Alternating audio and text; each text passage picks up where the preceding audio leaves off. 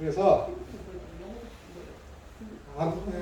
창세기 3장 15절부터 언약에 대한 그 여자의 후손에 대한 것이 아브라함에게까지 이어졌고, 그 다음에 그 여자의 후손을 지키시기 위해서 하나님께서 이제 애굽에서 그들을 출애굽 시키셔서 이제 가나안 땅에 들여보내 주셨죠. 그래서 하나님의 나라, 이 가나안이 하나님 구약의 이 가나안이 하나님의 나라를 상징하며 출애굽 애굽에서 나와서 가나안까지 가는 것이 신약의 어떤 교회의 여정, 성도의 여정을 보여주는 것이고, 그다음에 그 앞서에서는 교회의 일생과 성도의 일생을 보여주는 인물이 야곱입니다. 야곱.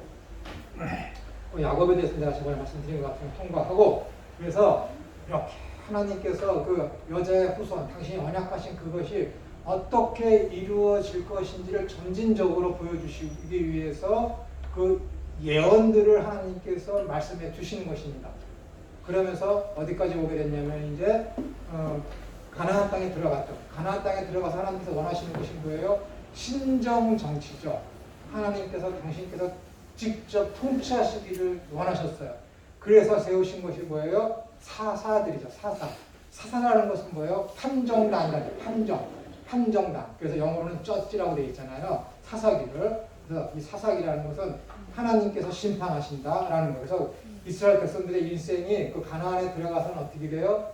하나님께 처음엔 잘했다가 그 다음에 타락했다가 하나님께서 치시면은 회개했다가, 친다는 것은 조금 전에 말씀드렸듯이 이방 국가가 쳐들어오는 거예요. 애굽을. 그러니까 가나안 주변 국가들이 자기들의 세를 불리기 위해서 가나안에 있는 이스라엘을 쳐들어오는 것이죠. 그것을 막지 않고 내버려 두시는 거예요. 쳐들어오는 것을.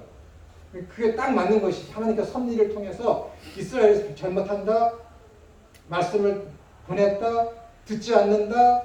근데 이방 국가, 이방의 어떤 민족이 강해졌어. 그들이 어떻게 되는 거예요? 저 가나안 땅을 먹고 싶으니까 침략해. 그걸 막지 않아. 하나님 입장에서는 그걸 뭐라 그러는 거예요? 성경 입장에서는 하나님이 그들을 치셨다, 심판하셨다라는 거예요. 그렇게 볼 수 있잖아요. 그렇게 내버려둬요. 그래서 하나님께서 직접 통치하시기를 원했지만 12명의 사사가 지나고 나서 어떻게 되는 거예요? 우리도 다른 국가들처럼 이 왕을 주십시오. 그래서 하나님께서 그래 너희가 원하는 왕이 누구냐 해서 사울을 세웠죠. 근데 사울을 세웠는데 맞지 않아. 하나님께서 이미 버렸죠. 아말렉 왕의 그게 아각을 죽이지 않았기 때문에, 그 물건을 빼앗지 않기 때문에, 다 처분하지 않았기 때문에 하나님께서 그를 이미 택하신 적이 없다라는 거야. 이 사울은 너희가 택한 거고 너희의 왕이다라는 거야. 그래서 하나님께서 뭐라 그래요? 저들이 나를 저들의 임금으로 왕으로 모시기를 원치 않는다 하면서 사울을 그들의 왕으로 삼도록 내버려 두신 것이죠. 그래서 하나님께서 항상 15장인가 거기 16장인가 거기에서 저기 택하잖아요. 다윗을 부르잖아요. 그래서 다윗을 향해서 뭐라 그래요? 이는 내 마음에 합한 자다라고 이야기합니다. 내 마음에 합한 자다. 이것도 원어적으로 보면은 성경의 해석이 우리나라 성경이 별로 마음에 들지 않습니다. 별로 마음에 들지 않아요. 그러니까 단순하게 한 예를 들면은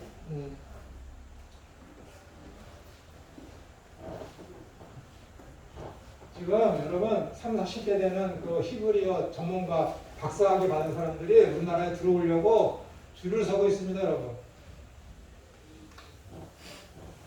기득권 가진 교회의 어떤 그런 분들이 굉장히 긴장을 하셔야 될 거예요. 성경에 보면 이런 말씀이 있죠. 사람은 눈으로 외모로 보나 하나님은 중심을 보신다. 얼마나 좋아요. 진짜 멋진 말이에요. 왜요? 사람은 눈으로 외모를 본다. 그러나 하나님은 중심으로 사람을 본다. 얼마나 바빠요. 하나님 나를 꿰뚫어봐. 그래서 마음속에 지은 죄까지도 다 아시죠? 그러나 이거 오역입니다. 오역이라니까. 오역이에요.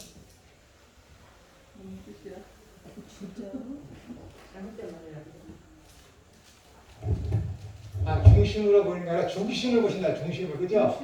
사람을 중심을 본다. 중심을 본다가 아니라 중심으로 본다. 이게 원하야. 중심으로 본다. 똑같이 똑같이 요 눈으로 보세요. 사람에게는 눈, 하나님에게는 중심이라고 써 있잖아요. 이 앞에 똑같이 나라는 접속사가 있어. 나. 근데 여기 사람한테는 이 나를 의로라고 번역하고 하나님한테는 이 나라는 똑같은 접속사를 을로 목적격으로 하면 되게요? 돼요? 안 되잖아. 안 된다니까. 이거는 그래서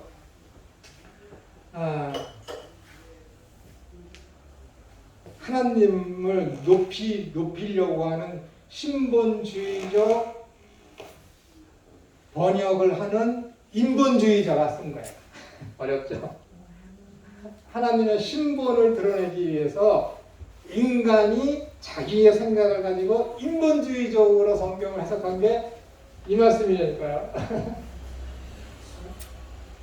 중심으로 보는 거야, 하나님. 중심, 마음을 다해서. 이건 뭐야? 사랑으로 보는 거야, 사랑으로. 공평에 관한 문제야.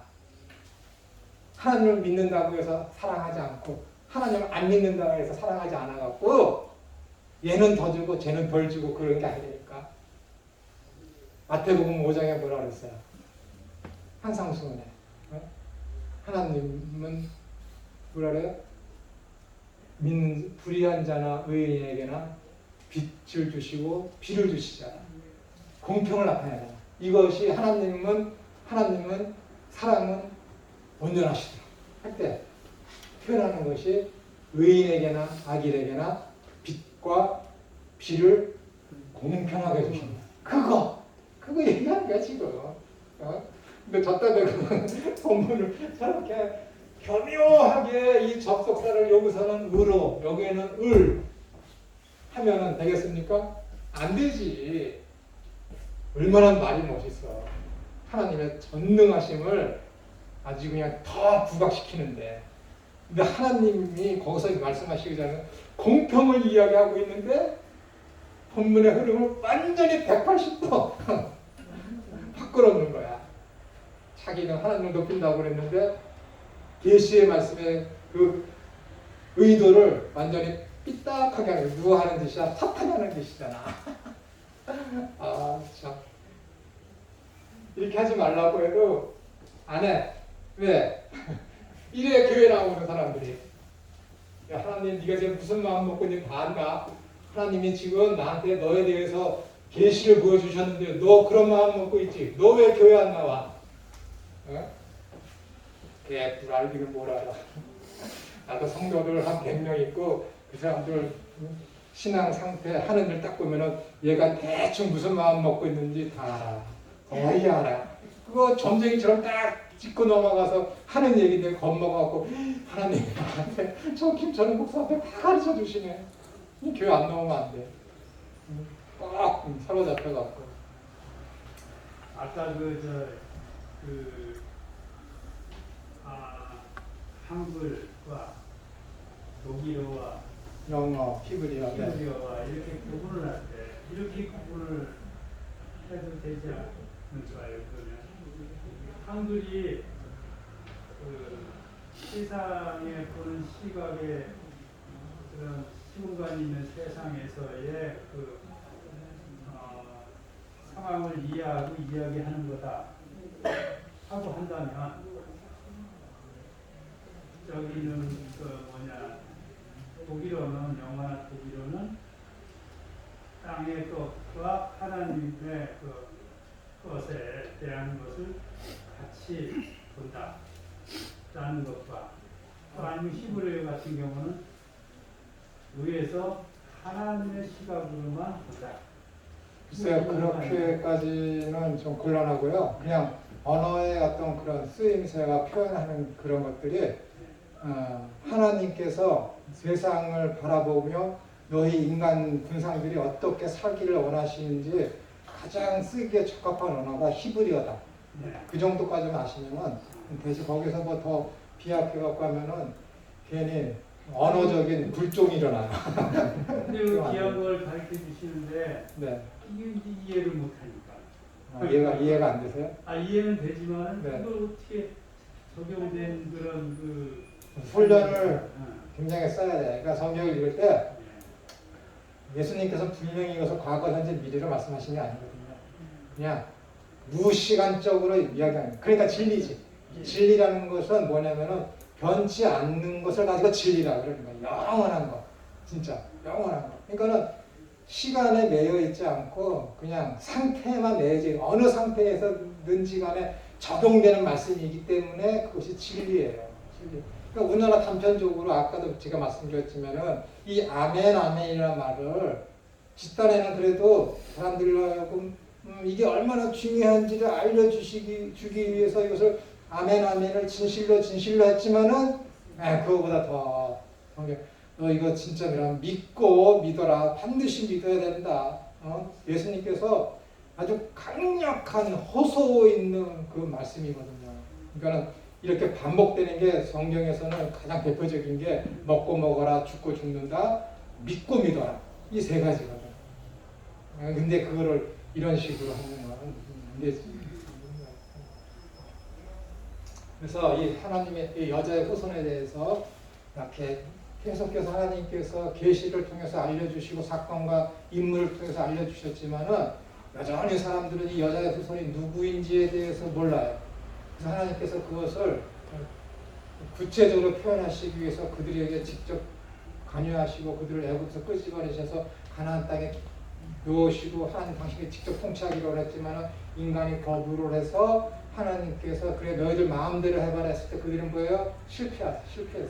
그러니까 거기서 보여주는 것이 뭐냐면은 우리 인간들은 하나님 앞에서 하나님의 뜻을 이룰 수 있는 능력이 없구나. 전적으로 무능하구나. 라는 것을 하나님께서 어떻게 되는 거예요? 보여주시는 것이죠. 그 허락하시는 거예요. 그래서 허락하시는 거예요.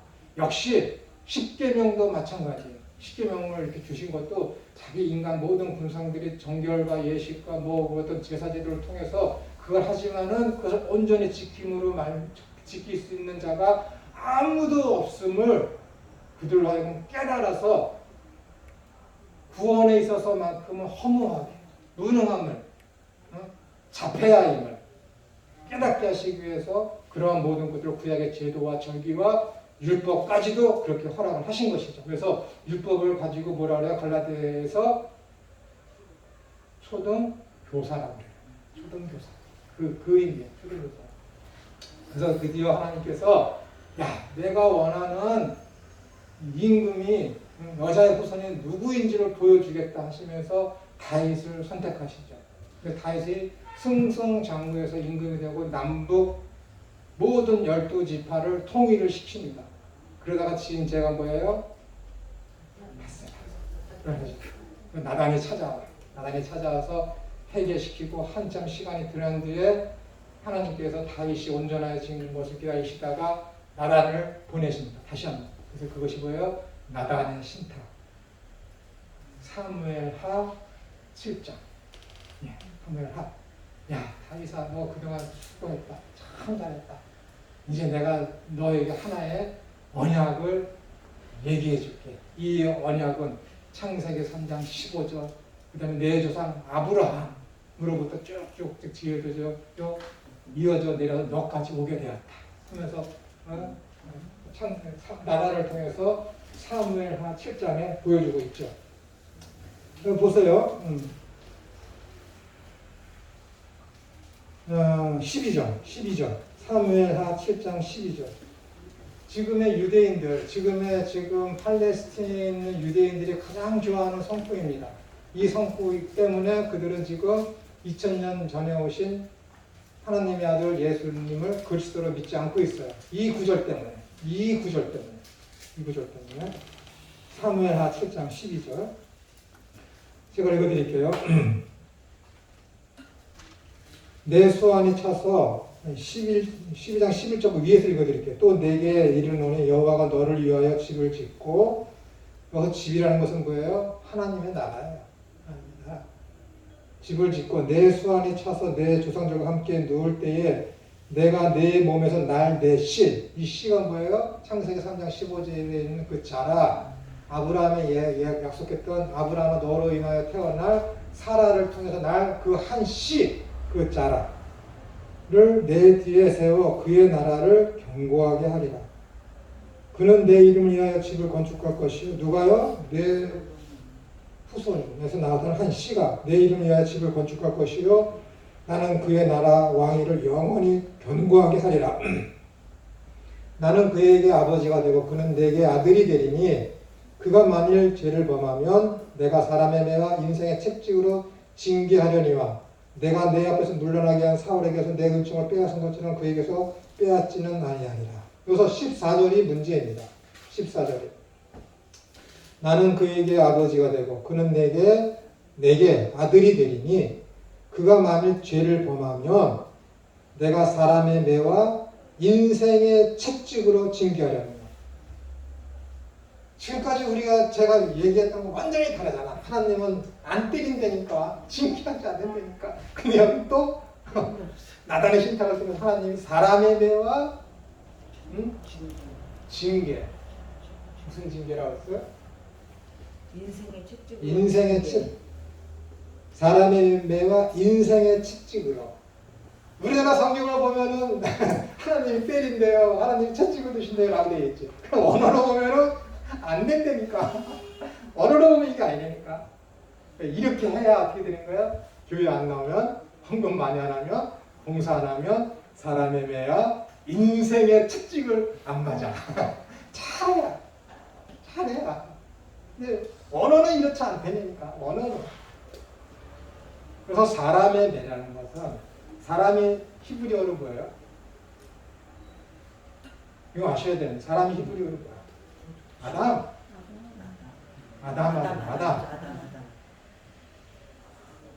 첫사람의 이름이 사람이니까 한글로 얘기하면은 첫 사람의 남자 이름이 사람이야. 그래서 우리 보고 사람이라는 거야. 우리 보고 아담이라는 거야. 근데 여기서 쓰인 사람의 매라는 것은 아담이 아니라니까. 완전 다른 단어예요. 근데 첫사람 아담이라는 것은 하나님 나라의 소망을 두어서 대가리를 하늘로 향한다. 그 뜻이 아담의 뜻이야. 다시요. 하나님이 만드신 하나님 나라를 향해서 대가리를 든 자. 좀 무식하죠? 머리를 든 자. 하나님 나라를 향해서 머리를 든 자라는 뜻이 아담이라는 뜻이니까. 첫사람. 그게 사람이야. 근데 하나님 나라를 향해서 머리를 들지 않는 자는 뭐라고? 사람이 아니라니까. 그 인간도 아니야. 하나님 편에서는. 그건 죽은 놈이야. 시체라니까. 여기서 쓰인 사람은 그게 아니야.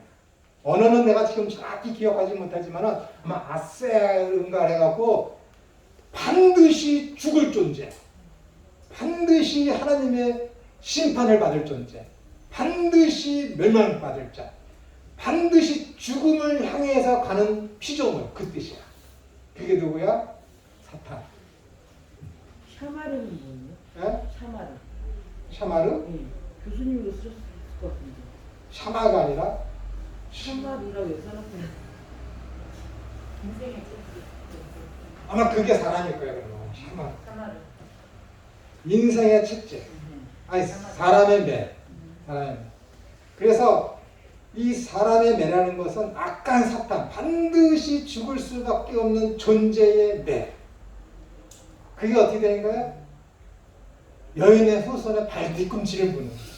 그 이야기를 하는 거야. 그 다음에 여기서 뭐예요? 인생의 채찍이라고? 인생의 채찍을 여러분 어떻게 이해하고 있어요? 인생의 채찍. 삶을 살아라고 하는 데 있어 잘못하면 채찍으로 때린다고? 아니야. 그런 말 없어요. 히브리어에. 어린아이야. 어린아이의 채찍이야. 히브리어는 그렇게 돼. 원어의 히브리어. 결코 상하지 않아.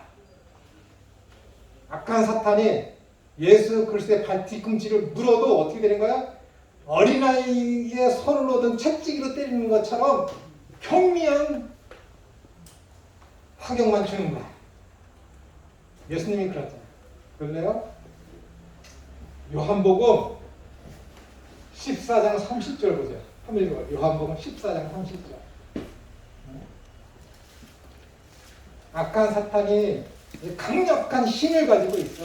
우리 인간들 전 인류의 70억 인구가 악한 사탄을 대적하더라도 이기지 못하는 그런 강력한 힘을 가진 존재야. 근데 그런 강력한 힘을 가진 존재가 예수님을 향해서 매를 들고 채찍을 들어도 어린아이와 같은 수준으로밖에 주는 타격밖에 못 주는 거야. 자, 한번 읽어봐. 요한복음 14장 30절. 뭐라고 되어 있나? 이후에는 내가 너희와 말을 많이 하지 아니하리니 이 세상에 임금이 오겠습니다. 그러나 그는 내게 상관할 것 관계할 것이 없으니. 그렇죠. 이 세상에 오겠으나 예수님과는 아무런 상관할 게 없어. 아무런 효과를 못 느낀다는 거야. 그가 내게 와서 어떻게 예수님 어떻게 돼요? 죽잖아. 예수님이 다 아시거든. 내가 이 몸은 이 포도주는 내 피며 이 떡은 내 살이며 하면서 당신께서 죽으실 걸 다 알고 있잖아. 악한 사탄이 오면은 이 세상에 임금이 오면 당신이 죽을 것을 알아. 그런데 거기다 내가 뭐라 그러는 거야? 상관할 것이 없으니 아무 관계가 없다라는 거야. 당신이 죽어도 아무것도 아니라는 거야. 왜? 뱀이 와서 발 뒤꿈치를 무는 어린아이가 든 채찍, 죽음을 향해서 가는 그 자가 흩뜨리는 어떤 징계, 그 정도밖에 안 되는 거야. 얼마나 대단합니까? 아무것도 아니라는 거야. 아무것도 아니라는 거야. 그런 것들이. 그래서 그 나라는 어떻게 되니까 사무엘하 7장 15절 그렇게 넘어가면 그 나라는 영원하며 견고하다라는 거예요. 그 한 나라가 영원하다라는 것은 뭐예요? 모든 전쟁에서 승리한다라는 것이지. 한 나라가 전쟁에서 그럼 어떻게 되는 거예요? 피지배 국가가 되는 것이지. 지면. 근데 이 나라는 영원하되 그럼 뭐예요? 그 어떤 전쟁에서도 지지 않는다는 것이지. 전투에서는 져도 전쟁에서는 안 진다니까. 이 말씀 여러분 이해되시죠? 전투라는 것은 뭐예요? 전쟁 중에 일어나는 사소한 싸움을 가지고 전투라고 하는 거야. 전투에서 아무리 이겨도 전쟁에서 지면 지는 거야. 이해되시죠? 전쟁에서 이기는 거야. 전투에서는 지더라도. 그래서 그 나라는 영원히. 그래서 여인의 후손이 오신다고? 근데 그 여인의 후손이 오면은 어떤 나라를 세운대? 까지가 이제 나온 거야. 성경 흐름이 그거야. 그래? 여인의 후손이 오긴 오는데 그분이 왜 오시지? 라고 했는데 그분이 오시면은 한 나라를 세우니까 그러니까 이스라엘 백성들이 얼마나 좋겠어. 포로로 끌려갔을 때 그들이 갖는 꿈은 뭐예요? 다윗에게 약속한 그 여인의 후손인 메시아를 기다리는 것이지. 그러니까 로마에 압제했을 때 예수님께서 그리스도로 오셨을 때 그들이 바라는 그리스도상은 뭐라고요? 로마의 압제에서 벗어내줄 메시아. 그래서 한 나라, 영원한 나라를 세우실 그 왕을 기다린 거라고. 누가? 이스라엘 모든 사람들이, 세례 요한도 그렇고 12 제자도 그렇고 모든 이스라엘 사람들이 다 이 사무엘하 7장에 있는 한 씨앗이 와서 영원한 나라를 세워줄 것을 다가 믿고 있어서 확실한 믿음이지. 근데 그 대상에 대해서 몰랐던 것이지. 그럼 여인의 후손이 오면은 그 한 나라를 세운데 그 여인의 후손이 왔을 때 한 나라는 알겠는데 그 여인의 후손은 어떤 모습일까? 궁금하지 않겠습니까? 이거 보여주는 게 솔로몬이에요.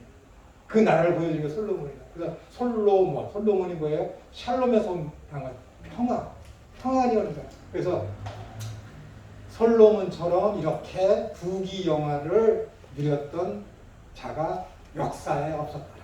하나님 나라가 그 무엇보다도 비교할 수 없는 평강이 화평이 넘쳐난다는 거예요. 그것을 통해서 통해서 보여주죠. 그러니까 거기서 하나님께서 어떻게 되는 거예요? 야, 여인의 후손이 누구인지, 그다음에 그 나라가 어떤 모양인지 다 보여줬어.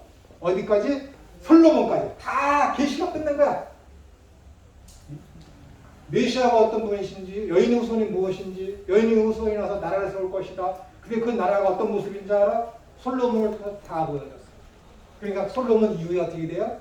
나라가 분열되고 뭐해 하나님께서 다 보여줬다. 다 보여줬다. 다 보여줬다. 그러니까 분열되고 나뉘어지고 쪼개지고 싸우고 서로 싸우고 물어뜯고 하나님 의지하지 않고 이방 국가를 의지해도 하나님께서 어떻게 해요? 그냥 내버려둬. 왜? 계시 다 보여주셨거든. 이제 여인의 후손에 대해서 하나님께서 이제 어떻게 되는 거예요? 이사야서를 통해서 보여주시. 야, 이사야서 7장에 야, 물어 이사야의 아들 셋과 임금하고 가서 딱 이야기하는 게 딱 나오고 보여주잖아요. 그래서 이사야 하나님이 그러시죠. 야, 여인의 후손이 올 거야.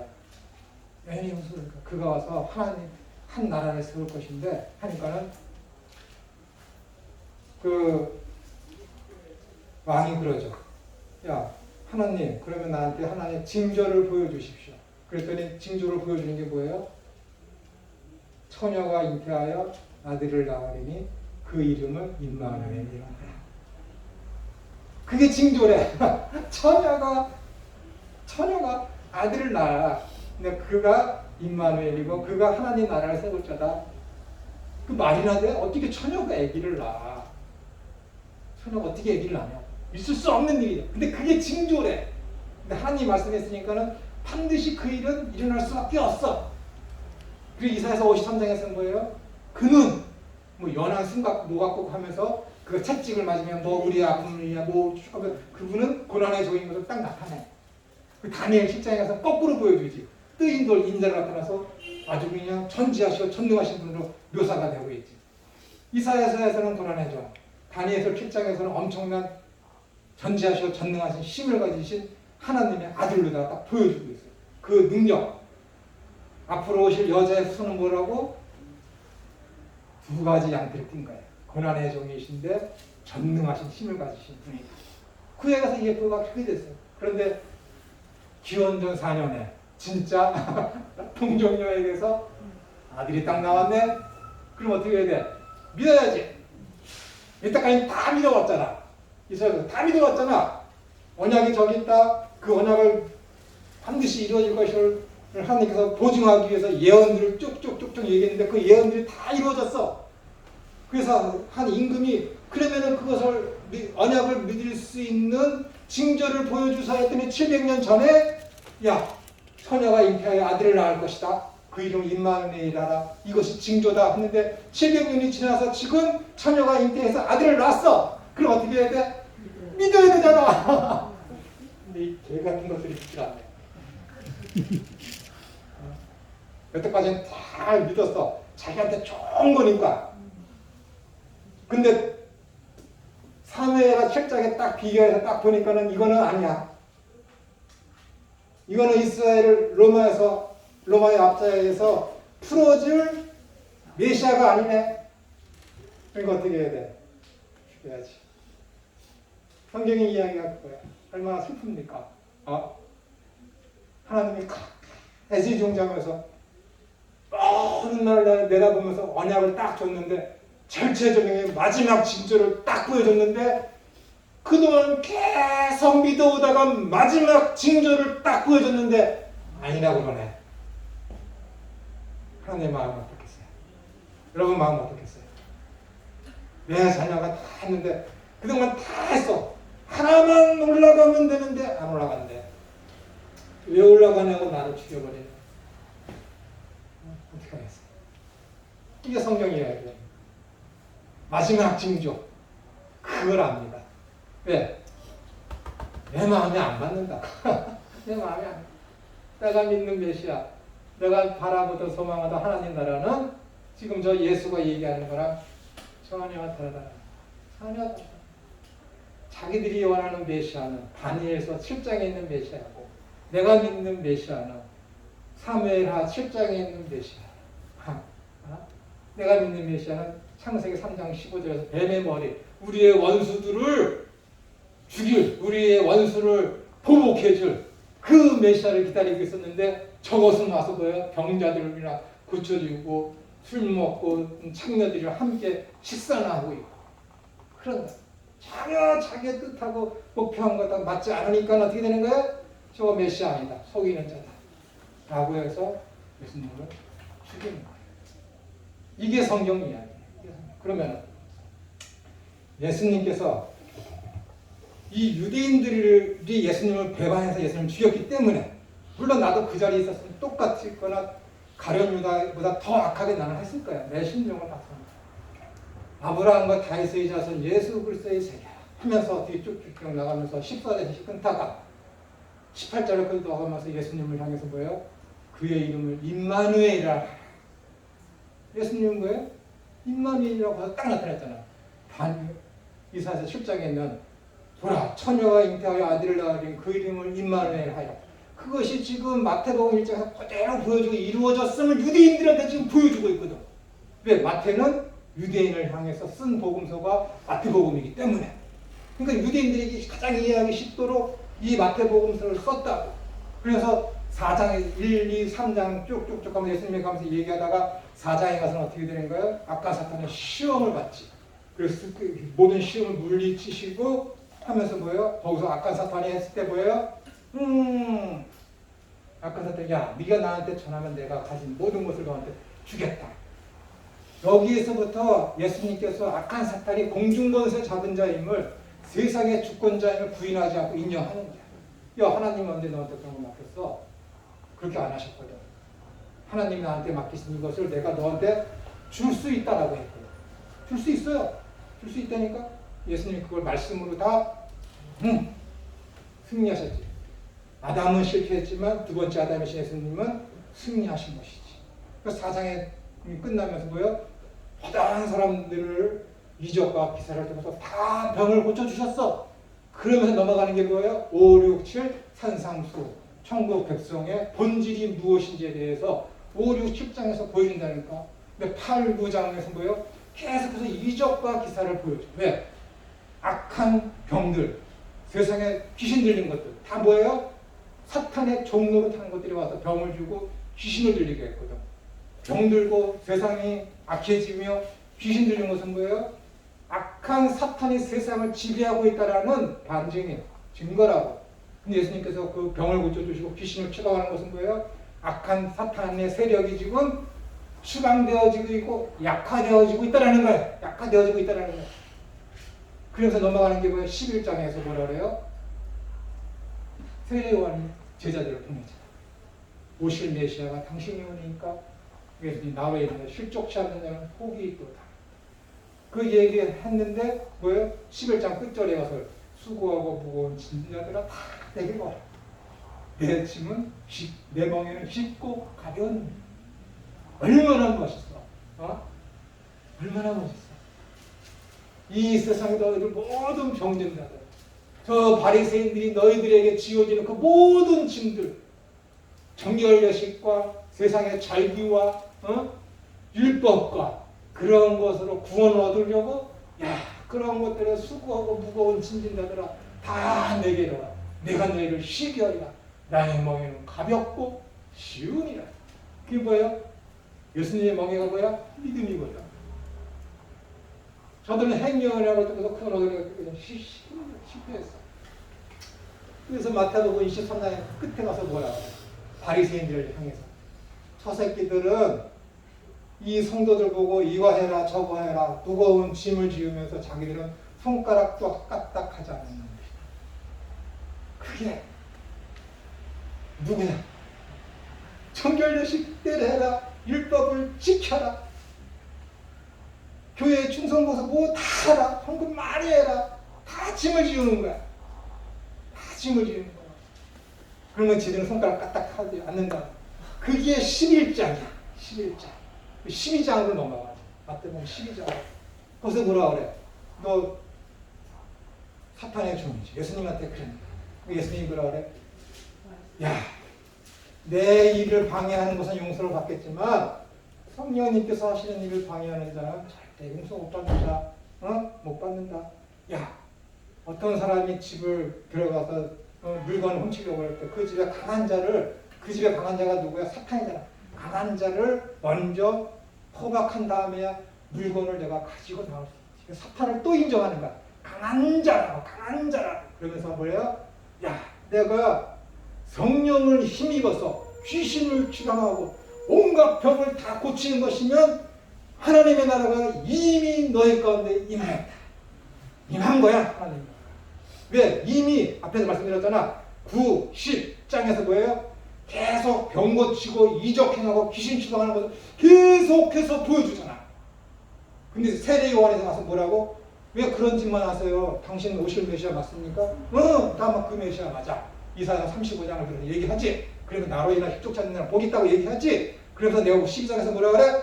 내가 성령을 힘입어서 귀신을 추방하고 온갖 병을 고치는 것이 하나님의 나라가 이미 너희 가운데 임했다. 근데 나의 말을 거역하는 것은 용서함을 받지만 성령님이 하시는 일을 거역하면 너희들 다 지옥 간다. 그게 뭐예요? 하나님의 나라가 임하는 것을 부정하는 놈들 다 지옥 갈 거야. 그 나라 바라보지 않는 놈들 다 가짜야. 다 지옥 간다. 그 얘기하는 것처럼 성령이 하시는 일을 해방하는 자. 그 얘기했대 12장까지. 그래서 지금 하나님의 나라가 임한 거지. 하나님의 나라가 임했지. 그러니까 뭐예요? 13장에 야 천국은 어떤 건지 알아? 7가지의 비유를 거기에 13장에 보여주는 거야. 마태복음 이렇게 믿어야 되는 거야. 이렇게 흘러가고 있는 거야. 그러면 마태복음 13장에 처음에 등장하는 비유가 뭐야? 씨 뿌리는 비유야. 씨 뿌리는 비유. 근데 그 씨 뿌리는 비유를 가지고 교회 충성 공사 열심히 헌금 많이 하면 100배, 60배, 30배로 하나님이 채워주신다 라고 설교하면 되겠어? 안 되지. 하나님 나라 비유를 얼마나 중요한 비유 그것을 얘기해. 그러면서 뭐라고 그래? 씨 뿌리는 비유를 얘기했어. 근데 제자들이 하도 못 알아들어. 왜 그거를 비유로 말씀해 주세요? 저놈들, 너희 제자들 말고 저 믿지 않는 저놈들은 이 말을 듣고 깨달으면은 마음을 고칠 거야. 그래서 내가 저놈들 마음 고치지 못하게 하려고 비유로 얘기했다. 이사야서 40장에 있는 말씀이에요. 38장부터 쭉 얘기해. 이사야서가 나가서 이야기를 해. 그 이야기하고 싶어서 얘기하려고 그러는데 하나님이 야 가서 얘기하지 마. 왜요? 네가 가서 지금 저들한테 회개하라고 얘기하면 저놈들 회개한다? 회개시키면 안 돼. 가서 너 그 말 전하지 마. 이사야서에 있잖아요. 그걸 똑같이 한다니까. 내가 저들의 귀를 막았다. 그래서 하나님께서 이사야서를 통해 말씀을 증거해도 뭐예요? 듣기는 들어도 들을 수 있는 귀가 없으니까 귀가 막혔으니까 못 깨달아. 하나님 그렇게 만들었어요. 씨 뿌리는 비유가 비유의 말씀이 그거야. 왜? 깨달을 수 있는 자만 깨닫게 하려고. 그게 누구라고? 제자. 제자는 누구라고? 하나님으로부터 선택받아서 부름받은 믿음을 가진 자들. 에게만 주어지는 게 씨 뿌리는 비유의 해석이야. 누구에게만? 믿는 자에게만 주는 해석이라니까. 씨가 뭐라고 해서 씨. 제라. 누구? 여인의 후손 예수님에 관한 얘기니까. 그 씨 뿌리는 비유가 예수님에 관한 얘기고 하나님 나라에 관한 얘기야. 그 13장에 보세요. 왜 이 비유를 얘기합니까? 했더니 예수님께서 쭉 나오면서 하는 말이 예수님께서 하나님 나라에 대해서 이야기하는데 비유가 아니면 말씀하지 않는 것이다. 숨기운 거야. 하나님 나라에 대해서는 아무나 듣고 깨달을 수 없도록 숨기기 위해서 예수님께서 비유로 얘기하신 게 첫 번째 비유가 씨 뿌리는 비유야. 씨 뿌리는 비유. 자 보세요. 씨 뿌리는 비유. 처음엔 길가, 그 다음에 돌밭, 그 다음에 가시덤불 이렇게 했죠. 그리고 여기는 옥토. 좋은 밭. 좋은 밭이라고 했죠. 근데 어떻게 돼요? 순서가 처음에는 길가, 돌밭, 가시덤불. 근데 뭐라 그래? 100배, 60배, 20배. 거꾸로 말씀하시면 됩니까? 우리 같으면은 30배, 60배, 100배. 이렇게 점진적인 증진법 사용할 텐데 예수님께서는 100배, 60배, 30배. 얘기해요.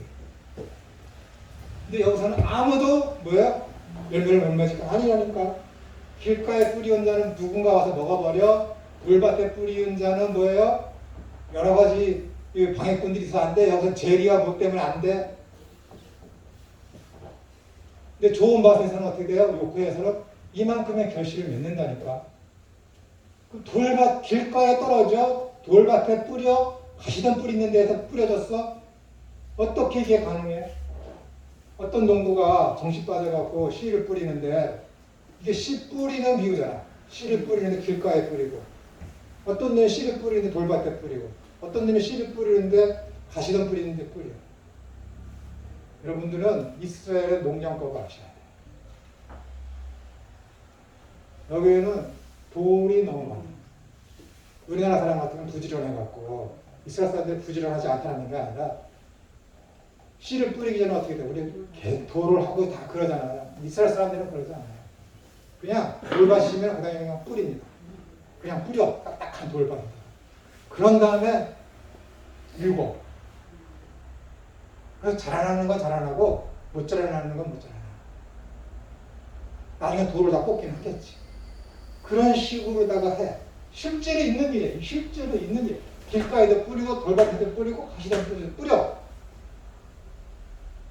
만약에 여기에 씨앗을 뿌렸으면 어디에서 씨앗이 열매를 가장 많이 맺을까요? 가시덤 뿌리겠지. 그렇지. 여기는 한 10개 뿌리면 100개 뿌리면 70개 나오고 계산을 한다면 여기는 뭐 40개 나오고 길가니까 뭐 사람이 밟고지니까 빵개가 나오고 계산을 잘 들으세요. 여기 빵개야. 여기 40개야. 여기 70개야. 근데 어떻게 되는 거야? 이 옥토는 무엇을 뿌려도 열매를 맺어. 근데 이것을 상징하는 게 뭐예요? 여기에서 이 씨앗을 길가나 이 비유를 듣는 게 지금 누구라고요? 예수님을 믿는 자들에게 뿌리는 거야. 믿는 자들에게만 해석을 해주고 있다니까요. 이쪽은 믿는 분들이야. 이쪽은 바리새인이야. 해석을 못 들어. 이쪽 분들에게만 지금 예수님께서 뭐예요? 비유에 대한 해석을 해. 왜? 너희는 믿는 자이기 때문에. 믿는 자들은 이따가 하나님의 말씀을 잘 듣고 순종하면 어떻게 돼요? 너희는 길가도 되고 너희는 돌밭도 되고 너희는 가시덤불밭도 된다. 너희 인간 군상들은 길가나 돌밭이나 가시덤불밖에 안 된다는 거야. 너희들 옥토 될 거라고 꿈도 꾸지 마. 옥토 안 된다니까. 근데 자꾸 목사님들이 뭐라 그래? 여러분들 옥토입니다. 옥토가 돼서 30배, 60배, 100배를 맺으십시오. 이건 뭐야? 그 앞에 있는 11장에 수고하고 무거운 신령가 다 내게로 오라. 이것을 역행하는 거라니까 지금. 완전히 역행하는 거야. 저놈들은 손가락 하나 까딱하지 않으면서 야 너 저 100배 맺고 60배 맺고 30배 결실 내잖아. 그거 안 맺으면 너 저 지옥 간다. 그게 바리새인이랑 뭐가 달라? 그거 아니라니까. 여기서는 너희들 결실 맺어야 된다라는 게 아니라 은혜를 깨달아라는 거야. 야 너희들 아무리 해도 못 채운다. 하나님께서 요구하시는 것은 여기야. 여기 100이야. 근데 아무리 노력을 해도 가시덤불 돌과 길가밖에 안 되는 너희들은 아무리 최선을 다해도 70까지밖에 못해. 70까지밖에 못하는 건 뭐야? 충분하지 않으니까 뭐야? 다 지옥 갈 놈들이니까. 본래 우리는 진노의 대상이야. 죄와 허물로 죽은 자들이야. 다 지옥 갈 놈들이야. 왜?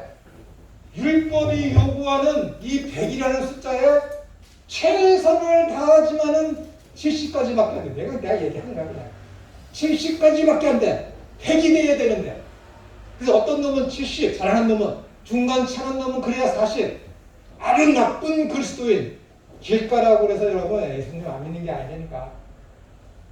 믿는데 나쁜 그리스도인이니까. 안 믿는데 도덕적으로 좋은 난 크리스찬이 있는데 믿는데 도덕적으로 아주 나쁜 크리스찬이 있어요. 그걸 아셔야 돼요. 이 길가에 뿌리는 놈은 예수님을 믿는데 도덕적이며 율법적인 그런 것을 하나는 지키지 않아. 하나님 언약을 믿어. 근데 율법도 행하지 않고 전돌례식도 행하지 않고 아무것도 안 해. 자기 마음대로 살아. 그러면서 예수님을 믿는데 이건 뭐예요? 열매가 빵이야. 얘한테는 은혜가 100이야. 얘한테는 은혜가 60이야. 얘한테는 은혜가 30이야. 합치면 뭐야? 100이라니까. 하나님의 은혜가 아니면은 여러분들이 아무리 수고를 해도 100이 안 돼. 다 지옥 가. 그래서 기도하는 건 뭐야? 30배, 60배, 100배가 아니야. 돌봐. 그게 문제가 아니라니까. 씨신 예수님이야. 그분은 반드시 열매를 맺어. 씨가 누군데? 하나님의 말씀이면 예수님인데, 하나님의 말씀인 예수님인 그 말씀은 어떻게 돼요? 반드시 열매를 맺어. 어떻게? 100배. 어디에서? 하나님 나라에서. 여기서 못 맺는다니까. 그러니까 갈라디아에서 오직 성령의 열매는 그러는 거야. 오직 천우가 맺어야 할 열매는 사랑과 희락과 합당과 온유와 축사와 절제와 양선이라고 하지 않고 오직 성령의 열매는 그러는 거야. 여러분이 못 맺는다니까. 여러분 열매 못 맺어. 잠깐 열매 맺으려고 해. 그러면 여러분 구약의 율법을 지키고 정결례식 지키고 여러분의 수고와 공덕으로 천국 가려고 하는 자들이야. 수고하고 무거운 짐진들아 다 내게로 오라. 이 말 멋있는데 부정하는 자들이야. 그냥 낯짝어들어서 오라면은 공고한 자보다 누가 이 사망의 몸에서 건져내려. 사도 바울조차 그렇게 얘기했잖아. 사망의 몸이 죽은 시체가 어떻게 열매를 맺어. 말도 안 되지. 안 된다니까 여러분. 도덕적이고 선한 거 행할 수 있어요. 행한다니까. 그거 갖고 성령의 열매라고 하면 안 된다니까. 그거 갖고 하나님 앞에 나가서 이거 열매입니다 하면 안 된다니까 여러분. 그러면 그게 열매라고 그러면은 불교인 성찰 스님이나 법정 스님이 가서 하나님 나 이런 열매 갖고 왔습니다 얘기해야 되잖아. 근데 그들 하나님을 믿지 않기 때문에 하나님 앞에 나갈 수도 없어. 불공평하잖아. 하나님은 중심으로다가 우리를 건드는데 왜 차별 대우해? 하나님은 외모를 보이지 않는다는데 왜 차별 대우하냐고. 안 되잖아요. 아니잖아니까. 여러분들이나 저는 왜 납작엎드려서 아무것도 못합니다라고 하면서 그 은혜에 감독해서 하나님이 나는 제로인데 당신 때문에 내가 100이 됐다라는 것을 알고 어디에서? 하나님 나라에서 내가 100이 된다니까. 여기서는 100이 안 돼. 아무도 100이 안 된다니까. 하나님이 우리에게 원하시는 건 100이야. 100. 완벽한 거. 근데 그 완벽한 걸 누가 하게 해서? 내가 다 이루었느니라. 예수님. 그 보혈이 우리를 덮어서 지금 여러분들이 어떻게 된가? 그 제자들이 100이 됐다니까. 여러분이 100이 됐다니까. 이거는 뭘 하면 하나님께서 30배, 60배, 100배를 채워준다는 얘기가 아니니까. 씨앗에 대한 얘기야. 씨앗.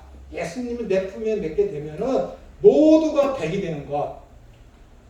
그 하나님의 나라. 그게 하나님의 나라라니까. 지금 계속해서 얘기하는 게 뭐 예수님께서 오직 성령으로 인해 이 일을 하면은 하나님의 나라가 이미 너희 가운데 임했다라고 하면서 하는 게 뭐라고?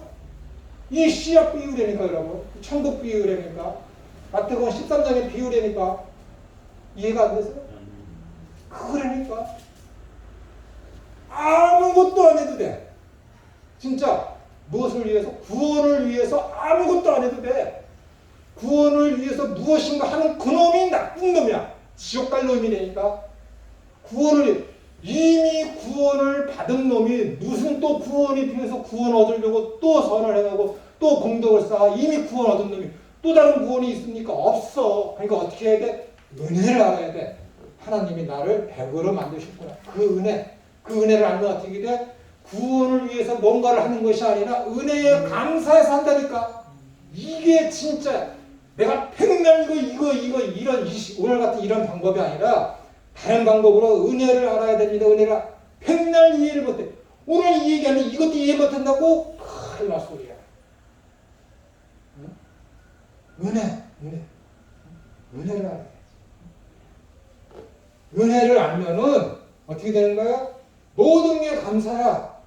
이것을 통해서도 하나님께서 나를 이렇게 만드실 거야. 어떻게? 100이 되게. 아멘. 저것을 통해서도 하나님께서 나를 만드실 거야. 어떻게? 100이 되게. 여러분은 이미 하나님 나라에 있다니까. 그 생명동체 이름이 기록되어 있다니까. 왜? 하나님은 히브리적 사고방식을 인정하셨다니까. 시제가 없어요. 상태만 있지. 상태는 딱 하나야. 믿는 놈, 믿지 않는 놈. 선택받 선택받은 자, 선택받지 않은 자, 그거밖에 없다니까 여러분. 그 둘 중에 하나야. 사탄의 종이든지 그리스도의 종이든지 죄의 종이든지 의의 종이든지 선의 종이든지 악의 종이든지 둘 중에 하나 중간지대는 없다니까. 이걸 누가 만들어? 너희들이 만든다고? 아니, 여러분이 만든다고? 안 된다니까. 하나님이 만드신다니까. 아멘. 그의 성경의 이야기야. 그의 이 씨앗의 비유라니까. 예수님이 너의 속에 들어갔어? 반드시 그의 인생은 백이 된다니까 여러분. 아멘. 하나님 나라 간다니까. 그 이야기가 성령의 이야기야. 그 이야기가 여자의 후손 이야기고 그 이야기가 하나님 나라의 이야기니까 여러분. 그러니까 씨 뿌리는 비유는 뭘 하면 하나님이 보상해 주겠지? 그놈 지옥 갈 놈이라니까. 나쁜 그리스도인이야. 믿는데 나쁜 그리스도인. 저 길가에 뿌려져 있는 저놈. 아주 나쁜 그리스도인. 여기 여자가 없어야 전 이웃님 할 텐데. 어? 아, 남자들만 옆에서 미안하구나. 전현 이웃 많잖아요. 어? 어? 비유는 다 뭐예요? 하나님 나라의 비유야. 왜? 마태복음에 써있거든. 이 씨 뿌리는 비유에 하나님 나라에 대해서는 비유가 아니면 말씀하지 아니하시더라. 다 숨겨놨어. 어떤 놈이 믿고 돌이킬까봐 누가 택함받지 못한 놈이 그 비밀을 알까봐 숨겼다니까 여러분. 예수님께서. 어? 이렇게 해서 구약의 계시가 예수님이 어떤 분이신지 그분이 오셔서 행하실 일이 무엇이며 어떻게 행하셔서 무엇을 이루실 것인지 보여주는 것이 성경의 이야기입니다. 그런데 성경이 계속해서 창세기부터 65권 유다서까지 달려왔어. 근데 요한계시록을 딱 만났어. 거기는 그냥 딴 얘기일까? 딴 얘기일까 요한계시록은? 아니야. 거기도 별간 없어. 거기도 예수님에 관한 얘기와 하나님 나라에 관한 얘기밖에 없다니까. 계시가 연관성이 있고 일관성이 있어야지. 그게 계시지. 하나님께서 쭉 써요. 아 그래. 오늘 내가 요한계시록만 특별히 부록으로 줄게. 이건 딴 얘기다. 하면서 주셨을까? 아니라니까. 요한계시록도 똑같아. 복음서랑 똑같이 해석해야 되고 창세기처럼 똑같이 해석해야 돼. 창세기부터 요한계시록까지 성경 해석 방법과 원리는 똑같아. 이것이 기독론적이며 구원론적인지 그에서 벗어나면 그 범주에서 벗어나면 그거 이단이니까요. 그게 신천지 되는 거예요. 응? 요한계시록의 해석의 원리는 바뀌면 안 돼. 똑같은 거예요. 똑같은 거. 얼마나 이 마지막 때의 이야기가 얼마나 중요하고 종말이 얼마나 임박했으면은 일곱 교회를 보여주면서 좋은 것과 나쁜 것, 그 다음에 일곱 인을 떼면서 마지막 때에 그 일들이 벌어질 일들을 점진적 계시를 통해서 보여주는 것, 그게 전부 다입니다. 전부 다예요. 좀 쉬었다가 45분에 또 하겠습니다.